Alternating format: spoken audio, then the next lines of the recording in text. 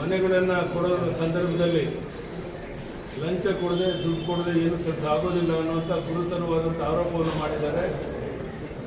ಮತ್ತು ಮುಖ್ಯಮಂತ್ರಿಗಳನ್ನ ಕರೆದ್ರೆ ಅವ್ರ ಮುಂದೆಯೂ ಸಹ ನನಗೆ ವಾಸ್ತವಿಕ ಸ್ಥಿತಿಯನ್ನು ತಿಳಿಸ್ತೇನೆ ಅಂತ ಹೇಳಿದ್ದಾರೆ.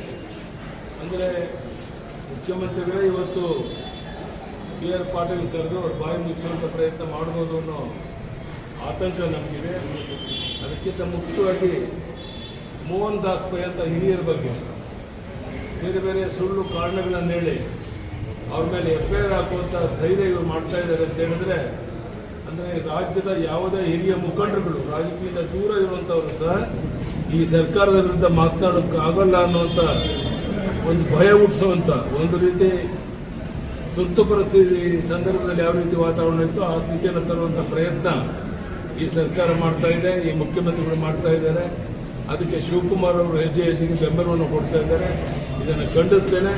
ಮತ್ತು ಇದೆಲ್ಲ ಸಂಗತಿಗಳನ್ನು ರಾಜ್ಯದ ಉದ್ದಗಲಕ್ಕೆ ನಮ್ಮ ಕಾರ್ಯಕರ್ತರಿಗೆ ತಿಳಿಸಿ ಯಾವ ರೀತಿಯ ಹೋರಾಟವನ್ನು ಮುಂದೆ ಬರೋ ದಿವಸಗಳಲ್ಲಿ ಮಾಡಬೇಕು ಅನ್ನೋದ್ರ ಬಗ್ಗೆ ಸಹ ಯೋಚನೆಯನ್ನು ಮಾಡ್ತಾ ಇದ್ದೇವೆ.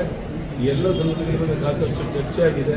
ಕಾರ್ಯಕ್ರಮವನ್ನು ರೂಪಿಸ್ತೇವೆ. ಸರ್, ರಾಜು ಕಾಗೆ ಅವರು ಕೂಡ ಕಾಂಗ್ರೆಸ್ ಶಾಸಕ ಸರ್ ರಾಜ್ಯ ಪ್ರವಾಸ ಮಾಡ್ತೀನಿ ಅಂತ ಹೇಳಿ ರಾಜ್ಯ ಪ್ರವಾಸ ಈಗಾಗಲೇ ನಾನು ಪ್ರತಿನಿತ್ಯ BJP ಕಚೇರಿಗೆ ಬರ್ತೀನಿ ಅಂತ ಹೇಳಿದ್ದೇನೆ. ವಾರಕ್ಕೊಂದು ದಿವಸ